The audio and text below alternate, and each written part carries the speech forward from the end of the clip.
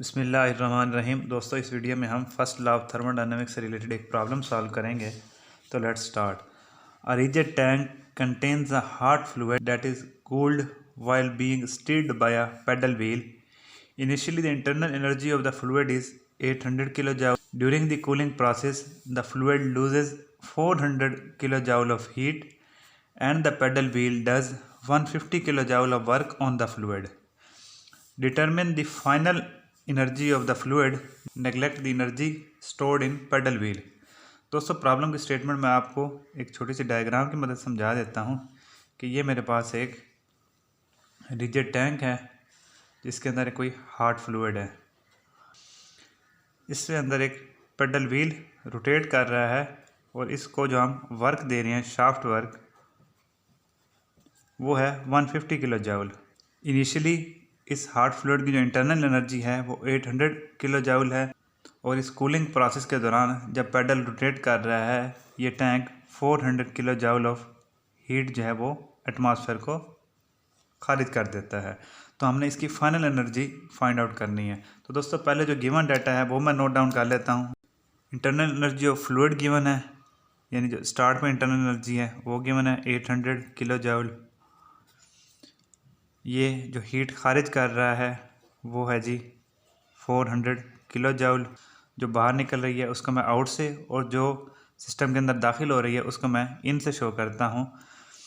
And the pedal wheel does 150 kilo joule. जो shaft work system के ऊपर हो रहा है उसको मैं इन शो करता हूँ 150 किलो जूल। मैंने final energy of the system बतानी है। दोस्तों, ये सिस्टम जो है इसमें ना मैस इंटर हो रहा है ना लीव कर रहा है, तो इसका मतलब ये है कि ये क्लोज सिस्टम। तो दोस्तों, energy analysis equation for a close system अपने लास्ट वीडियो में ड्राइव की थी, आप काइंडली वो वीडियो लाजमी देखें। मैं क्लोज सिस्टम के लिए एनर्जी इक्वेशन लिखता हूँ Q in minus Q out plus W in minus W out is equal to change in internal energy plus change in kinetic energy plus change in potential energy. अब दोस्तों, ये close system है, ये ना तो move कर रहा है और ना ही इसकी पोजीशन में कोई वक्त के साथ चेंज आ रही है, तो इसकी काइनेटिक और पोटेंशियल एनर्जी दोनों ज़ीरो होंगी। इसका आउटपुट वर्क कोई नहीं है, ये भी ज़ीरो होगा और हीट इन भी इसमें नहीं हो रही, वो भी ज़ीरो होगी। क्यू आउट की वैल्यू गिवन है हमारे पास 400 और इनपुट वर्क भी है हमारे पास, जो शाफ्ट की सूरत में हमने इसे दिया 150। और चेंज इन इंटरनल एनर्जी किस चीज़ के बराबर होगा, U2 माइनस U1। अब दोस्तों, यहाँ पे जो उसने कहा है कि determine the final energy of the fluid. अब सिस्टम क्योंकि क्लोज्ड है, जो इसकी फाइनल एनर्जी होगी वो इसकी इंटरनल एनर्जी ही होगी, क्योंकि बाकी जितनी भी एनर्जीज़ हैं काइनेटिक पोटेंशियल वो तो ज़ीरो हो गई, तो जो फाइनल एनर्जी होगी वो उसकी इंटरनल एनर्जी ही होगी। तो U1 भी मेरे पास गिवन है 800 किलो जूल। मैं सारी वैल्यूज़ पुट कर देता हूँ, माइनस 400 प्लस 150।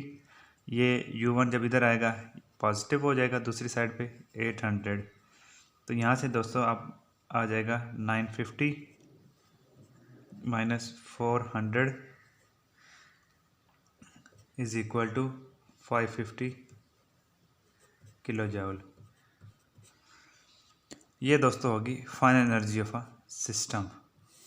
अब दोस्तों, यहाँ पे आप देखें कि जो इनिशियल एनर्जी थी सिस्टम की वो थी 800 किलो जूल। हमने एक शाफ्ट या पेडल व्हील लगाया है, वो क्या कर रहा है, वो इस सिस्टम के अंदर कन्वेक्शन करंट इंट्रोड्यूस करवा रहा है, इसके मालिक कंडक्शन करवा रहा है, इसके मालिक्यूल्स एक दूसरे में आपस के साथ टकरा रहे हैं और जो हीट पैदा हो रही है वो हम एटमॉस्फेयर को रिजेक्ट करते जा रहे हैं। इस वजह से जो सिस्टम की एनर्जी थी इनिशियली 800 किलो जूल, वो कम होकर 550 किलो जूल हो गई है। तो यानी जो हमारा हॉट फ्लूइड ऐसा ऐसा ठंडा होता जाएगा। तो दोस्तों, मैंने पूरी कोशिश की आपको ये प्रॉब्लम आसानी से समझा सकूं। अगर किसी किस्म का कोई क्वेश्चन है तो please ask in comments. Thank you, good bye.